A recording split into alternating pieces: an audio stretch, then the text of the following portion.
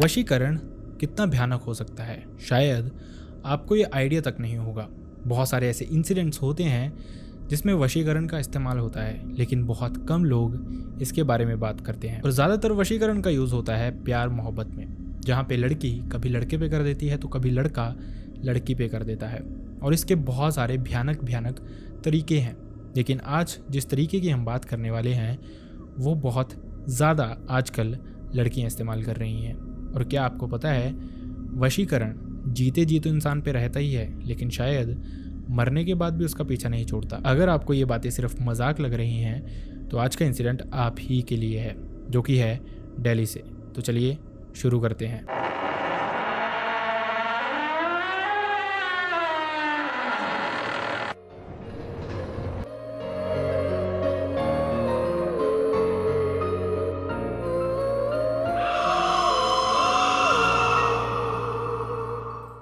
Hi and welcome back everyone. First of all thank you so much हमारी videos को इतना प्यार देने के लिए। और अगर यहाँ तक आ गए हो तो सब्सक्राइब बटन ज़रूर दबाएं। और साथ ही अगर आपका प्यार इस तरह से मिलता रहेगा तो वीडियोस भी इसी तरह से कॉन्टीन्यूसली आती रहेंगी।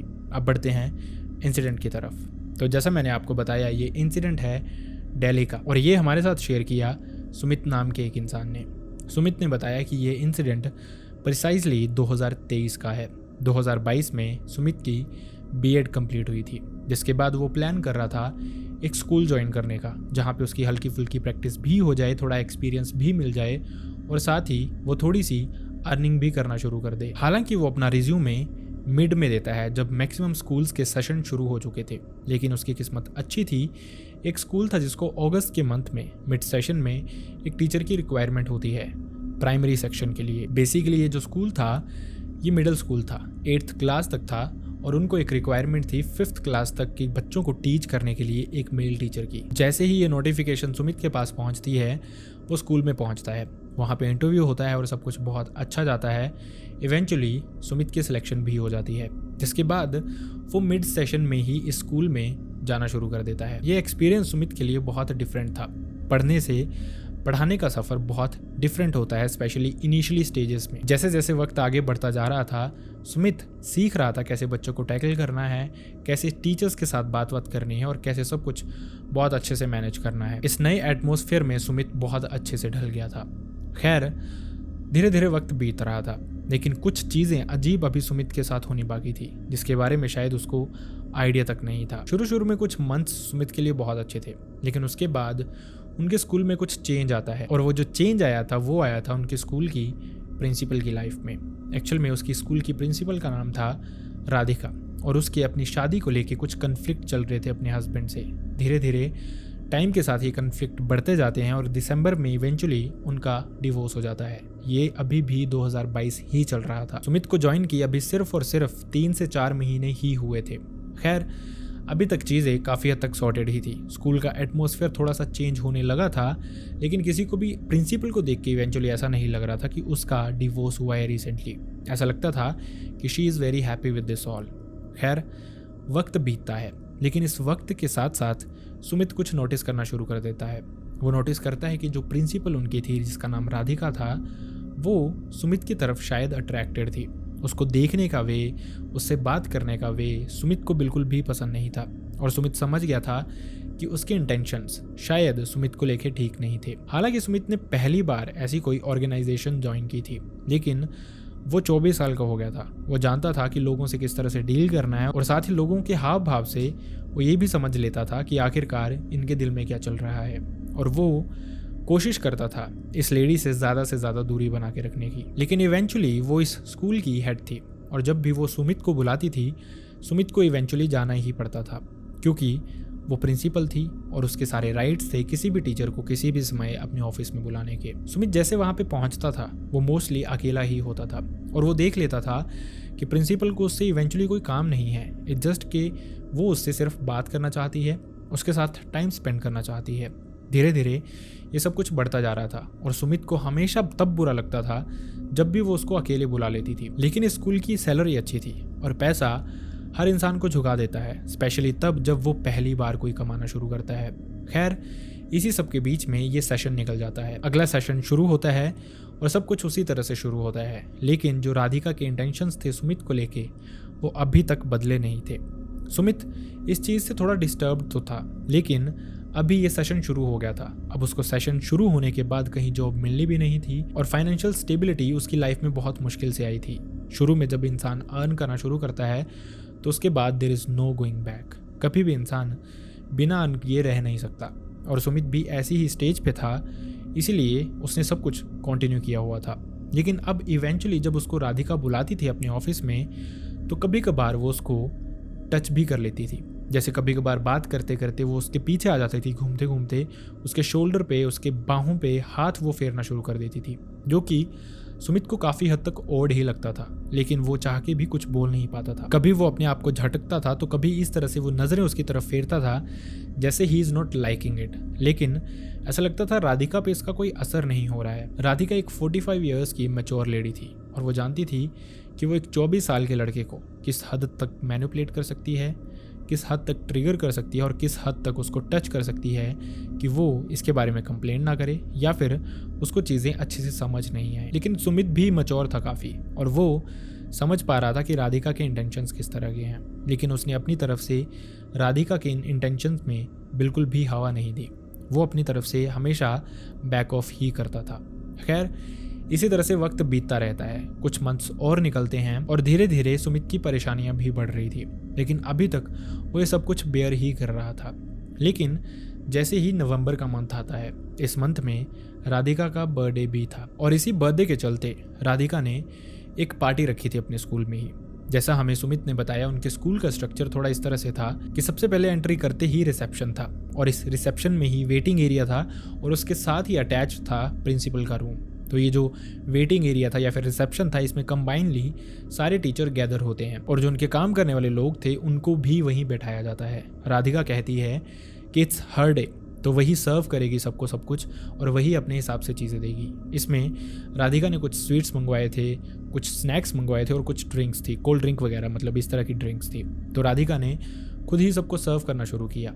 लेकिन सुमित ने यहाँ पे कुछ अजीब नोटिस किया। उसने नोटिस किया कि राधिका ने हर इंसान को सब कुछ सर्व किया, लेकिन at the end of the day वो शायद इंटेंशनली सुमित के लिए ग्लास लेके नहीं आई थी। और वो कहती है, सुमित थोड़ा वेट करो, अभी मैं तुम्हारा और अपना ग्लास लेके आती हूँ। जैसे ही वो ये कहती है, वापस से वो अपनी ऑफिस चली जाती है। वहाँ पे सब वेट करते हैं 2 से 3 मिनट, जिसके बाद राधिका 2 ग्लास लेके आती है, एक वो खुद के लिए और एक वो सुमित को देती है। सुमित को यहाँ पे भी चीज़ें थोड़ी फिशी लग रही थी, लेकिन वो फ्लो के साथ ही चलता गया। एवरीवन वाज एंजॉयिंग दैट, तो वो भी इंजॉय ही कर रहा था। लेकिन उसको पता नहीं था यहाँ से उसकी लाइफ शायद पूरी तरह से बहुत भयानक वे में बदलने वाली थी। ये इंसिडेंट होने के 2-3 दिन के बाद से ही जो सुमित था उसका बिहेवियर थोड़ा सा चेंज होना शुरू हो गया था। वो खुद को राधिका के टूवर्ड्स बहुत अट्रैक्टेड फील करता था। उसको लगता था कि उसको प्रिंसिपल से बात करनी चाहिए, उसको उसके पास जाना चाहिए, और वो चाहता भी नहीं था ये सब कुछ करना, लेकिन कुछ ना कुछ उसके अंदर था जो उसको मैनिपुलेट कर रहा था एक तरह से कि यू शुड डू इट। खैर, उसके बाद भी ये सिलसिला रुकता नहीं है। राधिका अक्सर सुमित को अपने ऑफिस बुला लेती थी। इनफैक्ट जो नया स्केड्यूल उन्होंने बनाया था स्कूल के लिए, उसके अकॉर्डिंग सुमित के लिए बहुत कम क्लासेस रखी गई थी, बहुत कम लेक्चर रखे गए थे।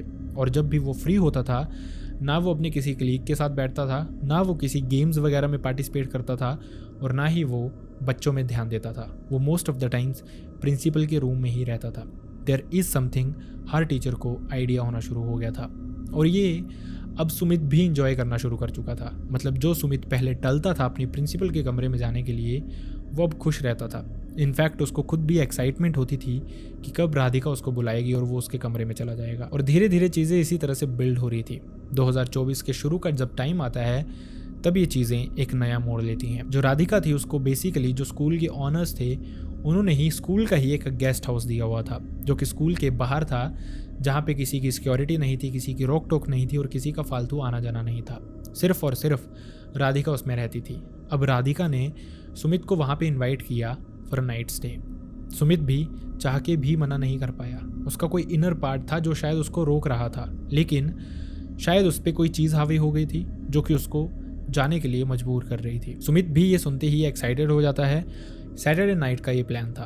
वो अपने घर पे अपने पेरेंट्स को बताता है कि स्कूल में एक पिकनिक प्लान हुई है जो कि नाइट स्टे की है, जिसमें कुछ टीचर्स होंगे और कुछ स्टूडेंट्स भी होंगे। फैमिली ने भी सुमित को बिल्कुल नहीं रोका, क्योंकि जहाँ पे वो काम करता था वहाँ से इस सब का लेना देना था। और वैसे भी सुमित लड़का था, लड़कियों को शायद इस मामले में ज़्यादा रोक टोक होती है। सुमित जैसा प्लान्ड था सैटरडे नाइट इस गेस्ट हाउस में पहुँचता है। वहाँ पे वो पहले कुछ ड्रिंक्स करते हैं, ऑनलाइन फूड ऑर्डर करते हैं, वो खाते हैं, उसके बाद वो इंटीमेट होते हैं। और ये पूरी रात सुमित इवेंचुअली राधिका के साथ ही रहता है। ये सब कुछ सुमित को बहुत अजीब लग रहा था। ऐसा था कि वो कुछ भी करना नहीं चाहता था, इन चीज़ों में इन्वॉल्व नहीं होना चाहता था, इस तरह की एक्टिविटीज़ में इन्वॉल्व नहीं होना चाहता था। लेकिन कुछ था जो उसको फोर्स कर रहा था, कुछ था जिस वजह से वो ना चाह के भी इन चीज़ों में इन्वॉल्व हो गया था। अब ये सब कुछ बहुत नॉर्मल हो गया था। बहुत फ्रीक्वेंटली सुमित का वहाँ पे आना जाना होता था और घर पे वो मोस्टली यही बताता था कि उसके कुछ मेल कलीग्स हैं जो कि आसपास ही रहते हैं और वो उसको बुला रहे हैं। ये 24 से 25 साल की उम्र भी इसी तरह की होती है, कोई रोक टोक नहीं होती, पेरेंट्स भी आपको नहीं रोकते हैं, और दूसरी तरफ वाइफ बच्चे ऐसा कोई लाइफ में होता ही नहीं है। तो सुमित अपनी लाइफ पूरी तरह से इंजॉय कर रहा था, लेकिन शायद वो इस सब में इंटरेस्टेड नहीं था। जो कुछ भी उससे हो रहा था वो फोर्सफुली हो रहा था, ना चाहते हुए भी वो पूरी तरह से अब इस प्रिंसिपल के साथ इंडल्ज हो चुका था। जब ये सब कुछ बहुत ज़्यादा होना शुरू हो जाता है तो इवेंचुअली स्कूल में हर टीचर को भी ये सब कुछ पता चलना शुरू हो जाता है। हर इंसान सुमित के मज़े लेना शुरू कर देता है, लेकिन एक तरफ ऐसा लग रहा था जैसे सुमित को इन चीज़ों का कोई फ़र्क ही नहीं पड़ता है, सब कुछ नॉर्मल ही है और वो इन लोगों को सीरियसली लेता ही नहीं था। जो कुछ जैसा कुछ चल रहा था सब कुछ उसी तरह से चलता रहता है। लेकिन जैसे ही ये सेशन ऑफ होता है, मार्च में कुछ और अजीब होने वाला था, जो शायद सुमित को लग रहा था अच्छा हुआ है, लेकिन वो उसके लिए और भी ज़्यादा भयानक था। जब ये सेशन ख़त्म होता है तो उस समय राधिका वापस अपने घर की तरफ जा रही थी, अपने माँ बाप से मिलने, अपने बच्चों से मिलने, और इसी रास्ते में अनफॉर्चुनेटली उसकी गाड़ी का एक्सीडेंट हो जाता है जिसमें राधिका की जान चली जाती है। ये मैटर पूरे के पूरे स्कूल के लिए बहुत दुख देने वाला था, लेकिन सुमित कहीं ना कहीं थोड़ा रिलैक्स्ड फील कर रहा था कि शायद जो कुछ उसके साथ हो रहा था, फोर्सफुली जो वो चीज़ें कर रहा था, वो अब शायद नहीं होंगी। लेकिन वो जानता नहीं था ये जो कुछ भी उसके साथ चल रहा है ये कितना भयानक टर्न लेने वाला है। सुमित ने इसके बाद बताया कि जब उसको लग रहा था कि उसकी ज़िंदगी में सब कुछ नॉर्मल हो गया है, तभी से उसको ऐसा लगना शुरू हुआ जैसे राधिका जैसी ही कोई फिगर उसके घर के आसपास घूमती है, उसके कमरे के आसपास घूमती है, इनफैक्ट उसके बेड के आसपास घूमती है। ये जो फील था ये बहुत रियलिस्टिक था। वो चाह के भी समझ नहीं पा रहा था कि आखिरकार ये ऑल ऑफ सडन उसको होना क्या शुरू हो गया है। ये चीज़ें धीरे धीरे बढ़ती जा रही थी। इवेंचुअली उसको ये भी फील होता था कि उसके आसपास कोई रहता है, उसको टच करता है ऑल द टाइम्स, और ये जो टच था ये बहुत रियलिस्टिक होता था। इनफैक्ट चीज़ें इसी तरह से बढ़ती जा रही थी और जो दूसरी तरफ सुमित था वो स्ट्रेस्ड हो गया था, बहुत ही ज़्यादा एंजाइटी में रहता था, बहुत ही ज़्यादा परेशान रहता था, और इसी तरह से उसकी लाइफ अब चलनी शुरू हो गई थी। इवेंचुअली थक हार के उसने अपना स्कूल तक छोड़ दिया।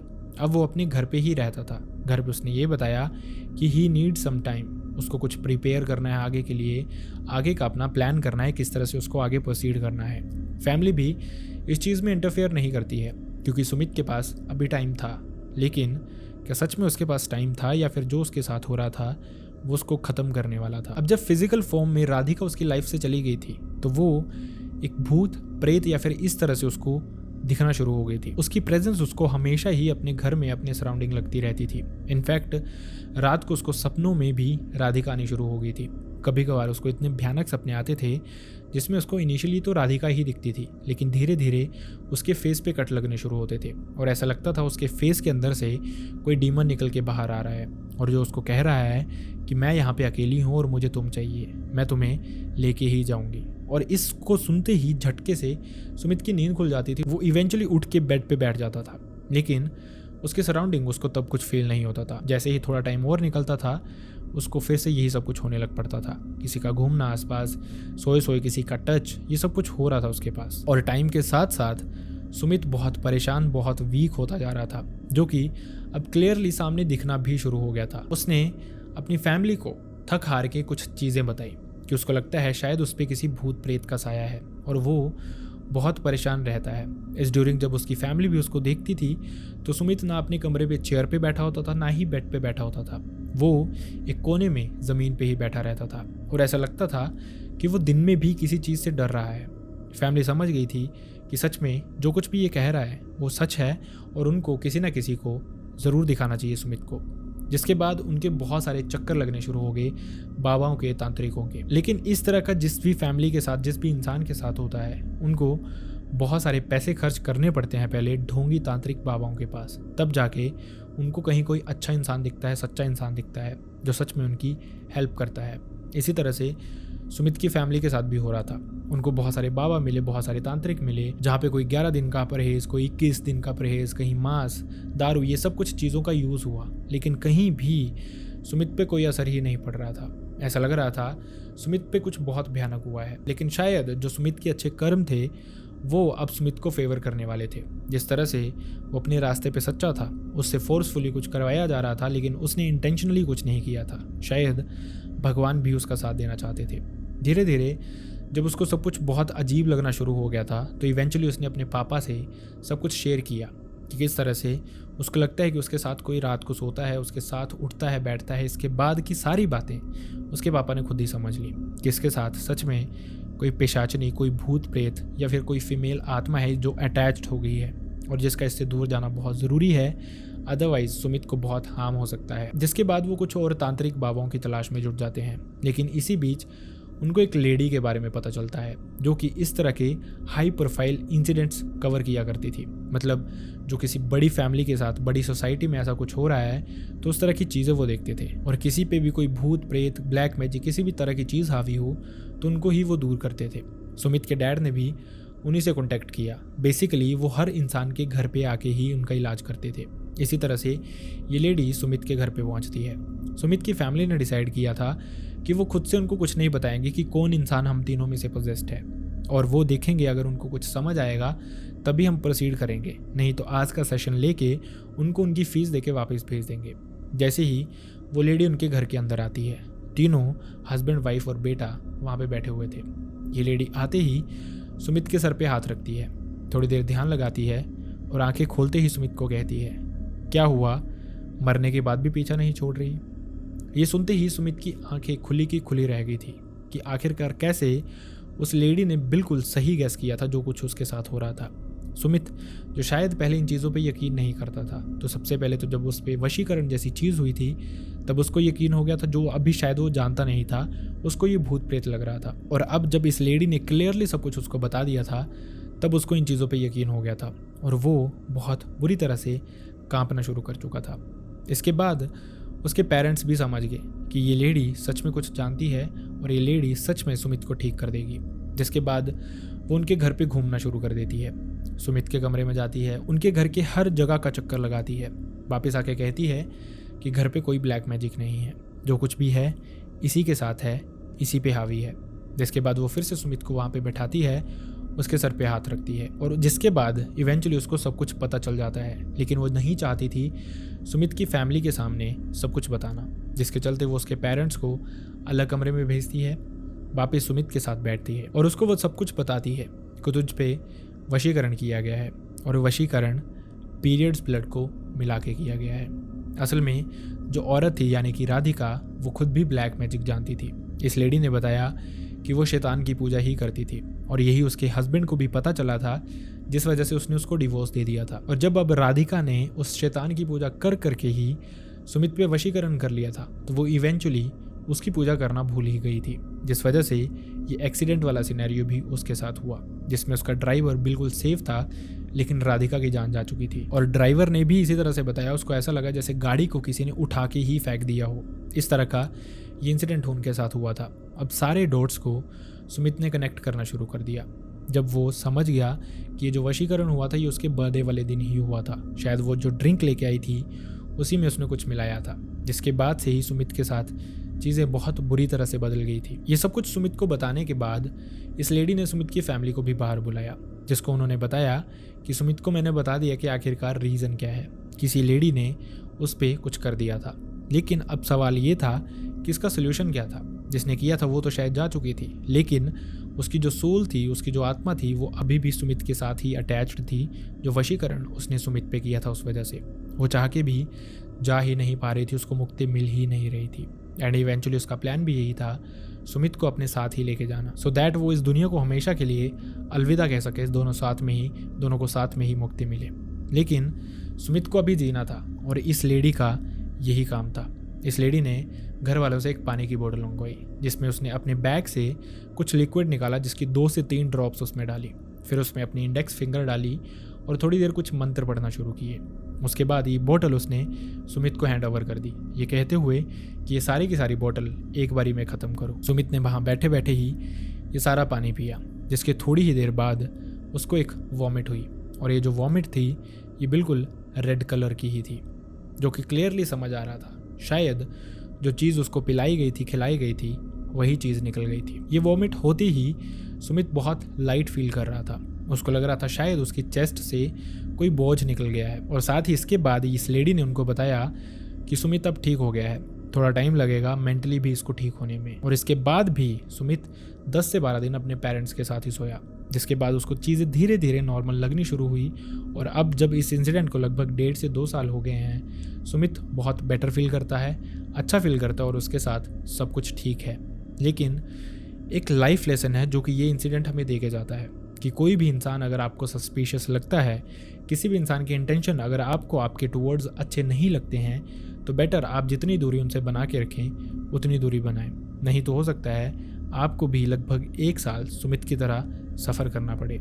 आई रियली होप आपको इस इंसिडेंट से कुछ सीखने को मिला हो एंड आई रियली होप आपको ये वीडियो पसंद भी आया हो। अगर ये वीडियो पसंद आया तो वीडियो को लाइक करना ना भूलें, चैनल को सब्सक्राइब करना ना भूलें। एंड अनफॉर्चुनेटली मैं चाहता नहीं किसी के साथ भी ऐसा कोई भी इंसिडेंट हुआ हो, लेकिन अगर आपके साथ आपके किसी रिलेटिव, नॉन, भाई, बहन, फ्रेंड, किसी के साथ भी ऐसा कोई भी इंसिडेंट हुआ हो जो आप चाहते हैं मैं यहाँ पे नरेट करूँ, लोगों तक पहुँचाऊँ, तो आप मेरी मेल ID या फिर इंस्टाग्राम दोनों पे मुझसे शेयर कर सकते हैं। दोनों का लिंक आपको मेरे डिस्क्रिप्शन बॉक्स में मिल जाएगा। So see you next time in next video. Bye bye.